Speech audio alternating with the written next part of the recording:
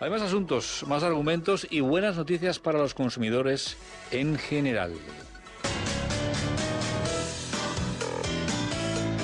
Y especialmente aquellos que miramos al detalle las cajas de cereales, por ejemplo. Digo, miramos, tú eres de cereales. No soy de cereales. ¿No eres de cereales? No especialmente. No, sí, yo a mí sí. Bueno.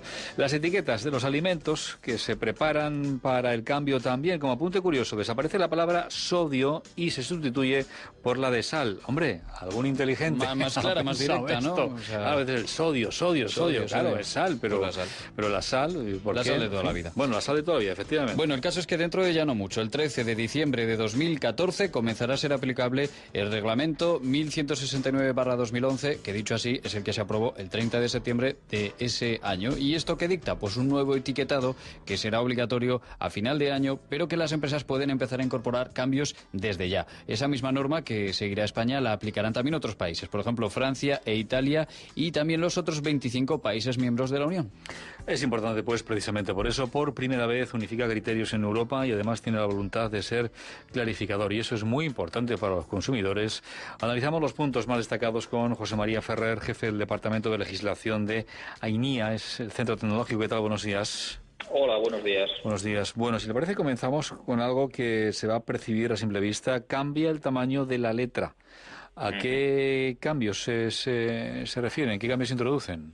Pues vamos a ver, aquí en el reglamento 1169 uno de los cambios que desde nuestro punto de vista tiene más relevancia es el hecho de que se fija un tamaño mínimo de letra, es decir, que se fija un tamaño mínimo por debajo del cual, para cumplir la norma, no podremos encontrar el etiquetado. En este caso, el tamaño estándar será de 1,2 milímetros de altura de las cifras del tamaño de las letras, que es algo que hasta la fecha no estaba regulado. La legislación que a día de hoy todavía aplica habla que el etiquetado tiene que estar elaborado de forma que sea legible. Entonces, todos sabemos que legible puede ser un criterio muy subjetivo, porque la belleza visual no es la misma la de una persona de 20 años que una persona de 80 años, por ejemplo. Entonces, desde ese punto de vista, nosotros consideramos que es un gran avance el hecho de que se fije un tamaño mínimo, porque por lo menos hay que entender que el consumidor medio, sin necesidad de lupa o de otros accesorios, podrá leer bien las etiquetas. O sea que, de cualquier forma, aquello de pásame las gráficas que voy a ver si leo bien esto, tampoco estamos exentos, ¿no? Hay un mínimo, pero claro, todo depende de la agudeza visual que tenga cada uno, eso está claro, ¿eh? Efectivamente, sí, en eso... No, pero está bien, porque hay algunos que ni con gafas ni sin gafas, es decir...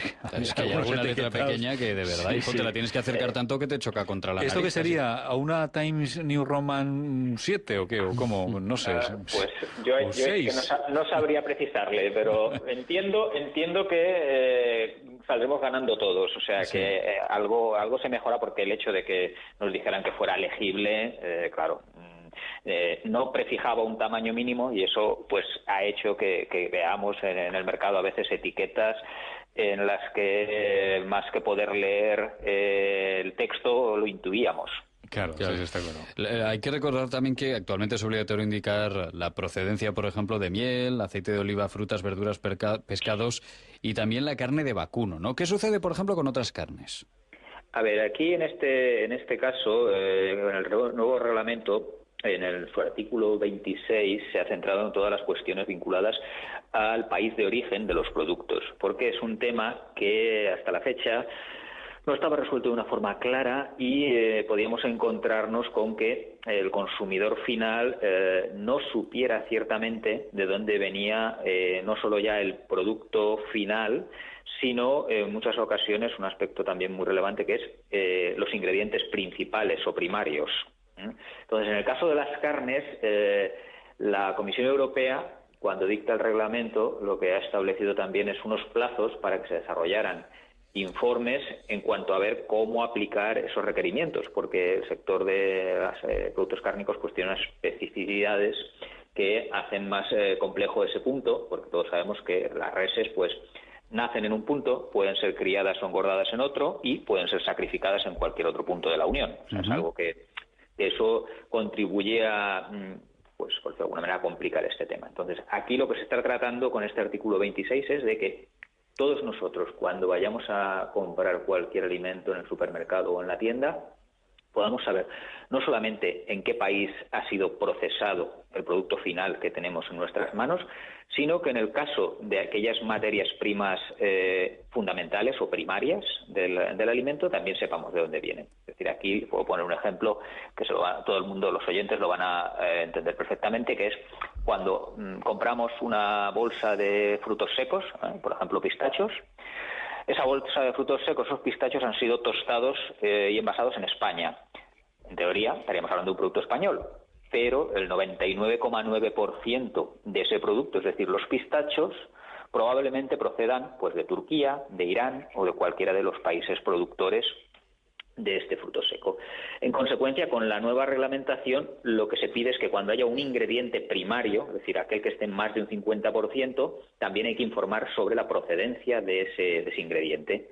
Con lo que yo, como consumidor, podré saber perfectamente que esos pistachos sí han sido procesados en España, pero son pistachos, pues por ejemplo, iraníes. Claro. También vamos a leer palabras como sal en lugar de sodio, es decir, es más claro el etiquetaje y desaparecen palabras como sodio, se sustituyen por las de sal, porque a veces, claro, no estás obligado a saber lo que significa la palabra sodio. Sal sí, es mucho más común, es mucho más frecuente. ¿Algún otro ejemplo?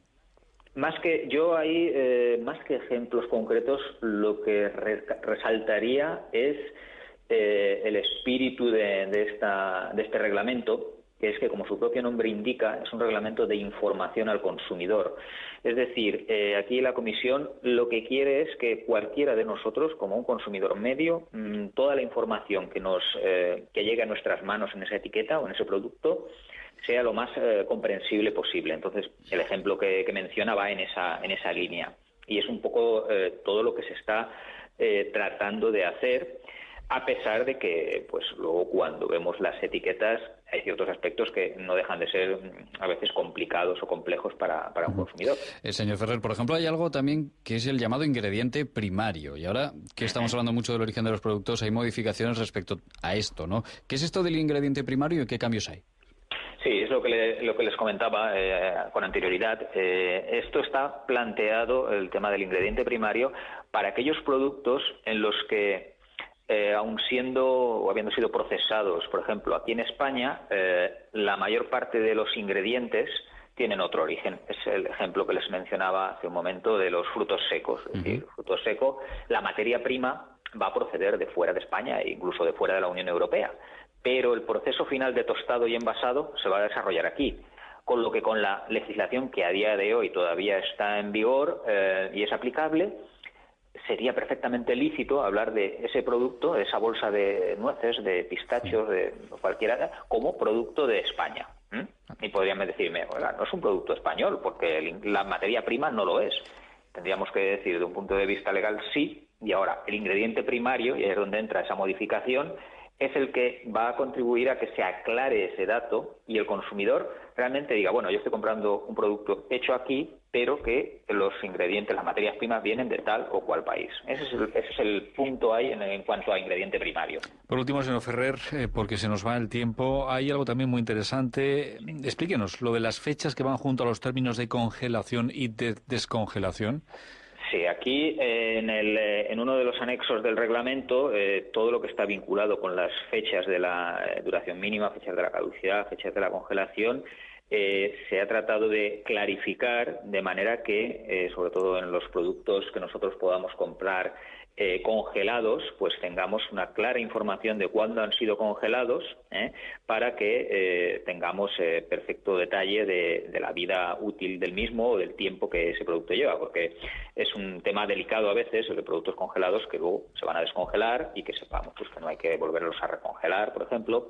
Todo ese tema el reglamento ha tratado de ser bastante claro, como le decía al principio, siempre pensando en trasladar una información al consumidor lo más clara y lo más sencilla posible. ¿Echa algo en falta de esta nueva normativa?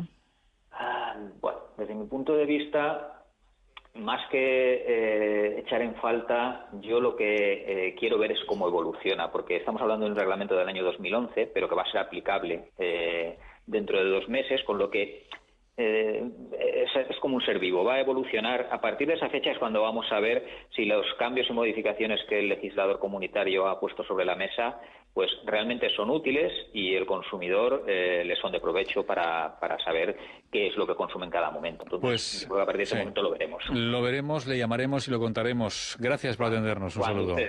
Gracias, buenos días. Bueno, el nuevo reglamento para los consumidores, para el etiquetaje de los productos que comienza a aplicarse a partir del 13 de diciembre de este año.